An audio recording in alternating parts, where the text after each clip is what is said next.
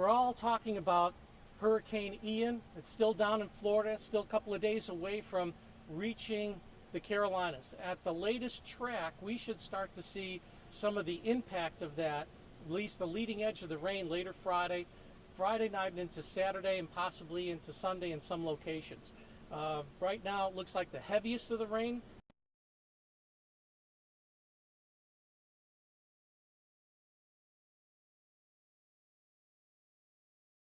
is the #1 natural disaster, or the costliest natural disaster in Mecklenburg County. So it's really important that we look at this and remember to turn around and don't drown. It's something we say all the time, but it's really important. More than half of the people that die from flooding die in their cars because they either went around barriers or they just went through that puddle of water that they thought was a foot deep, and it wasn't. You may see some standing water. I could drive through that. There may be a sinkhole under there. There may be some logs under there, some debris under there.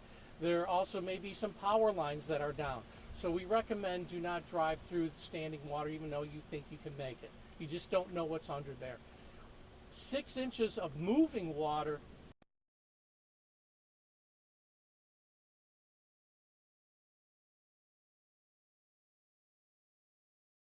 remember, turn around, don't drown. That's really important. The other message I want to get across is to clear out the storm drains.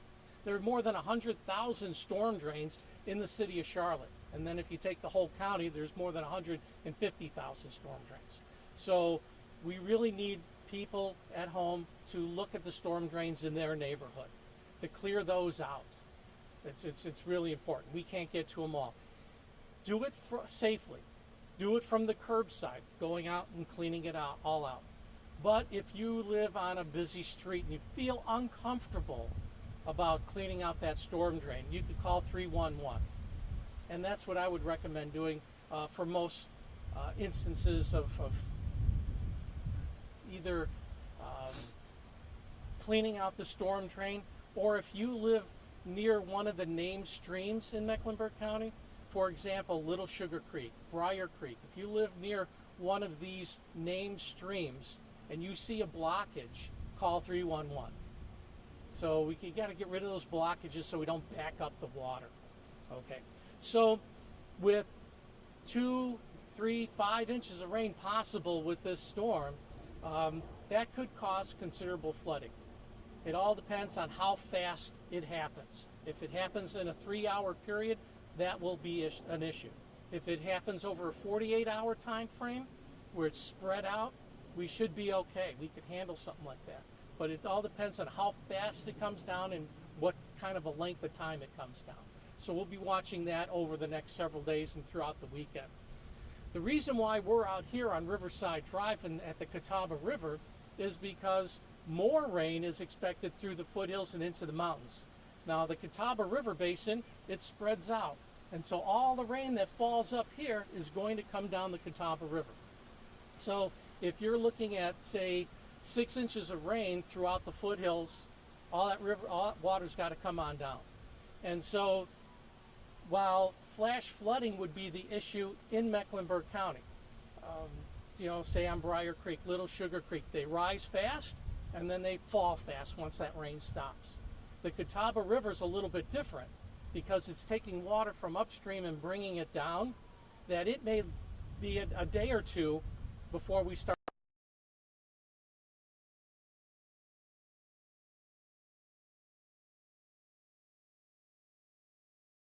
May be an event that goes longer than when the rain stops. So that's what we'll be watching here on the Catawba. I looked at the website, Duke Energy website, and they have brought down the water on all the lakes a little bit. But if you want to get a better idea of what their plans are, I would definitely give them a call. You news people, not the people at home, but you news folks, you may want to give them a call and see what their plan is, because I can't speak for them. But I did notice that on the website that the lake levels have come down a little bit. They're making some capacity to get that water storage.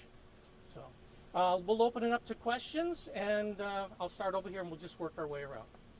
Yeah, So what main thoroughfares are prone to flooding in Mecklenburg County, and how should residents, if they're seeing if a road is shut down, where should they go to check?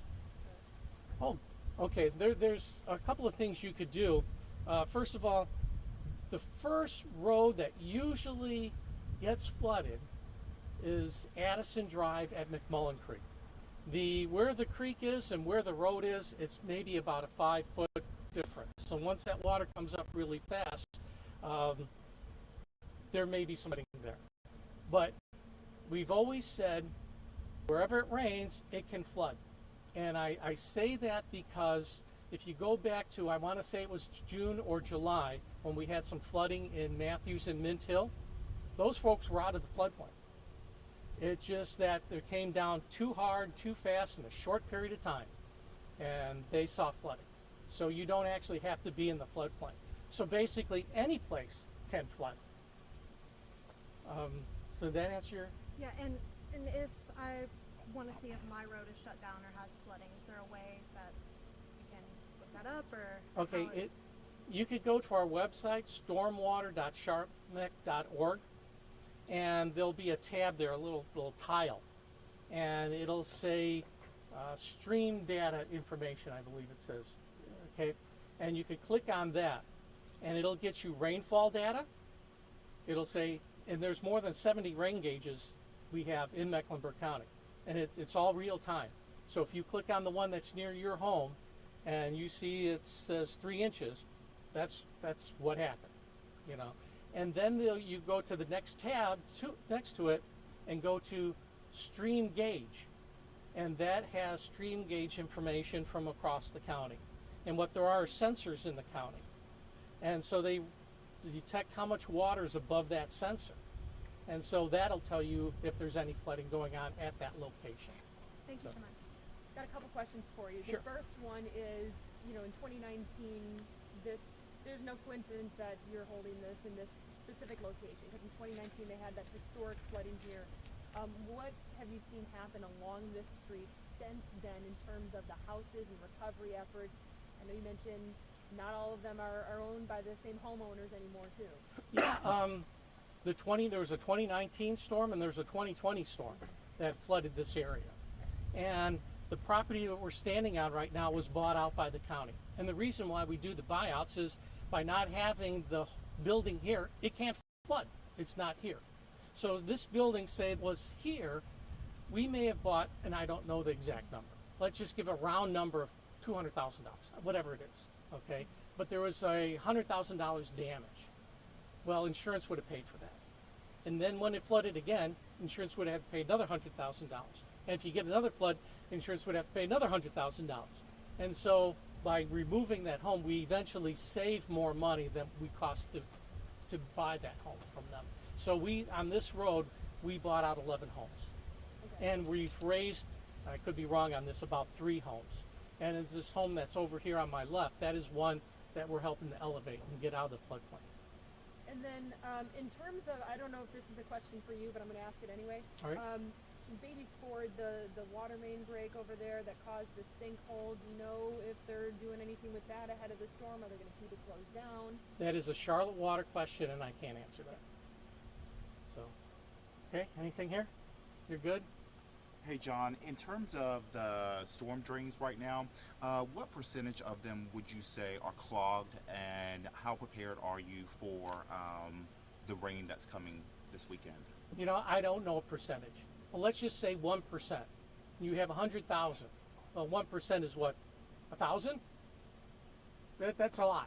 So I'm just saying there's a lot out there, and that's why we need people's help to. Would you say the storm drains thus far are in good shape in terms of clogged or not clogged? I think we've been giving this message out to folks, throughout the years, and I think people in Charlotte know that, if I clean out that storm drain, I'm not going to have flooding in front of my house. And so I think they're usually pretty good at clearing those out. But it's our idea to get that message out to everybody. And one more question for you.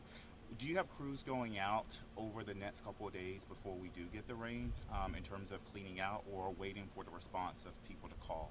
Okay. So when I talk about the creeks, we have in the county, we maintain the named creeks like Little Sugar, Briar Creek, McDowell Creek, and we have crews going out checking our typical hot spots where blockages occur. So that has been done yesterday, and I think they're doing that again today. And if they find a blockage, they'll remove it. Now, as the storm drains, they would hopefully people would call 311 because we just can't drive up and down every street. So 311 is the best way to get that storm drain cleared out.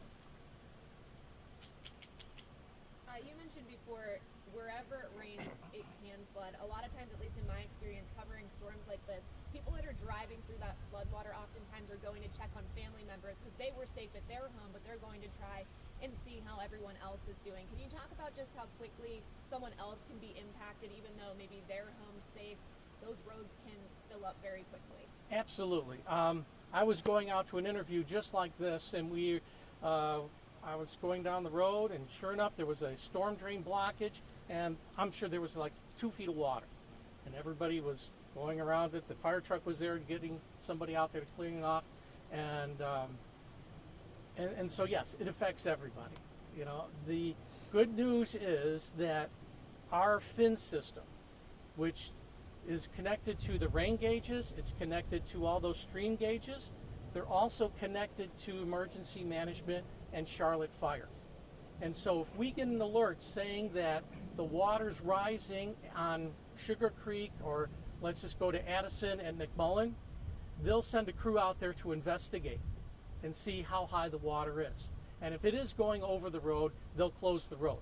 So there's all this technology that we're improving on to close those roads before it really affects somebody. And so that's just one example. But the nice part about that system is we could see how high the water is coming up and how fast it's coming up. And so we could say, okay, that's at a 50-year flood level. And then say, well, what would happen if we had a 100-year flood? We could plug those numbers in and simulate how high the water would be. Okay, it's going to affect these homes. Let's try to get those people some warning. What would happen if it was a 500-year flood? Oh no, this apartment now may be flooded. So emergency management's starting to think, what would it take to get those people out? And so the technology that we're using at Stormwater has really come a long way, and it's really helping to keep the public safe. Right. Anything? Nope, you're good? Any other questions then? Is that the house you're helping raise? Yes. Yeah, and one thing to notice on that house, that's 2 feet above the flood level, 100-year flood level. What's 2 feet above? The living space. Okay. The living space is 2 feet above the flood level. So it shows you how high the 100-year flood can be. So that's a lot of water. And if you go back down Riverside and before you make that right turn, you see the brand new house up there, see how high that is. That's more than a little bit, they went a little extra. But that's a little bit more than 2 feet above the flood stage. Did the 100-year flood level in this area change after the flooding in 2019 and 2020? They're working on that. Normally we would do the remapping, but because it's along the Catawba River, the state is doing that, and right now they're in the process of doing that. But the one that you're talking about wasn't even a 100-year flood, and look how much damage it caused. Sorry if I missed this earlier, but say I am in my car and find myself surrounded by flood water. What do I do in that moment? 311 is probably the best place to, not 311, 911, because you're in the flood, Right. and your life But is. if I see the water, turn around. Yes. So if you don't want to call 911, don't go through that water. Yeah. Anything else, anybody? All right. I know that emergency management is going to have a virtual meeting, press meeting today at 3 o'clock.